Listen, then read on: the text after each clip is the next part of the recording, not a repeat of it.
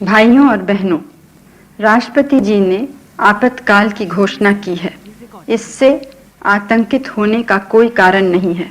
25 जून 1975 को देश में नेशनल इमरजेंसी लगाई गई, जिसके 50 साल पूरे हो चुके हैं। प्रेसिडेंट इंडियन कॉन्स्टिट्यूशन के आर्टिकल 352 के तहत वॉर, एक्सटर्नल एग्रेशन और आर्म्ड रेबेलियन के समय पूरे देश में या देश के किसी हिस्से में नेशनल इमरजेंसी डिक्लेयर कर सकते हैं। इंडिया में अब तक 3 बार नेशनल इमरजेंसी लगाई जा चुकी है। 1962 में इंडो चाइना वार के समय लगाई गई थी, जबकि 1971 में इंडिया पाकिस्तान वॉर के समय ये लगाई गई। इस समय के रीजंस बिल्कुल क्लियर थे, बट 1975 में लगाई गई इमरजेंसी का कारण इंटरनल डिस्टर्बेंसेस को बताया गया, क्योंकि इस समय गुजरात में नवनिर्माण आंदोलन चल रहा था। वहीं बिहार सहित कई सारे राज्यों में स्टूडेंट्स के आंदोलन चल रहे थे।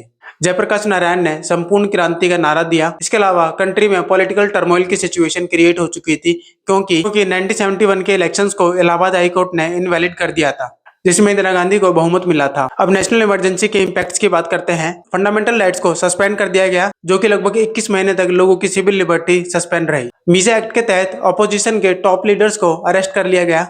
प्रेस पर स्ट्रिक्ट सेंसरशिप लगा दी गई और कॉन्स्टिट्यूशन में सिग्निफिकेंट अमेंडमेंट्स किए गए। For example 42nd amendment act 1976। इसको मिनी कॉन्स्टिट्यूशन भी कहा जाता है, क्योंकि इसमें बड़े लेवल पर कॉन्स्टिट्यूशन में अमेंडमेंट किया गया था।